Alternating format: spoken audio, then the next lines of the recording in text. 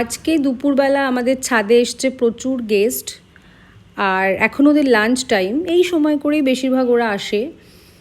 আর দুপুরে ওদের মেনুতে থাকে হচ্ছে আমাদের ছাদের অর্গ্যানিক পেয়ারা, তোমার বেদানা, আরও অনেক কিছু। তোমার এই আমাদের ছাদে তোমার কি বলে এগুলো, ওই সজনে ডাঁটার যে গাছটা হয় তার কচি পাতাগুলো, মানে যা ভালো ভালো গাছ আছে কচি পাতা। মাঝখানে বেগুন হয়েছিল, একটাও রাখেনি, সব খেয়ে নিয়েছে।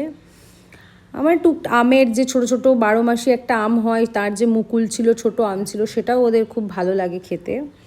ওদের জন্যই কিন্তু মেনলি এই বাগানটা করা। আমরা তো কিনে খেতেই পারি, তাই না? ওরা তো আর কিনে খেতে পারে না। তো আমাদের বাড়িতেও কেউ কিছু বলে না, হয় বলে ঠিক আছে। বাবাও বলে না ওরা কিনে খেতে পারে না, থাক।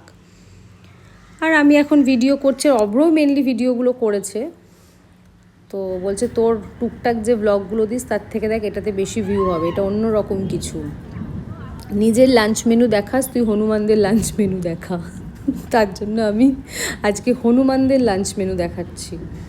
কিন্তু আমার একটাই প্রশ্ন, সব খায় খুব ভালো কথা, পেয়ারাগুলো পুরোপুরি কমপ্লিট কেন করে না? হাফ খেয়ে কেন ফেলে দেয়? একটা কমপ্লিট করে আর একটা খাওয়া, তাই তোর জন্যই তো খাবারটা বাঁচবে, তা করবে না। একটু একটু করে পেয়ারাগুলো খাবে আর সব ফেলে ফেলে নষ্ট করবে। এই যে একটা পেয়ারা খাচ্ছে এখন, কি বলবো, খারাপ লাগে না বলো তো?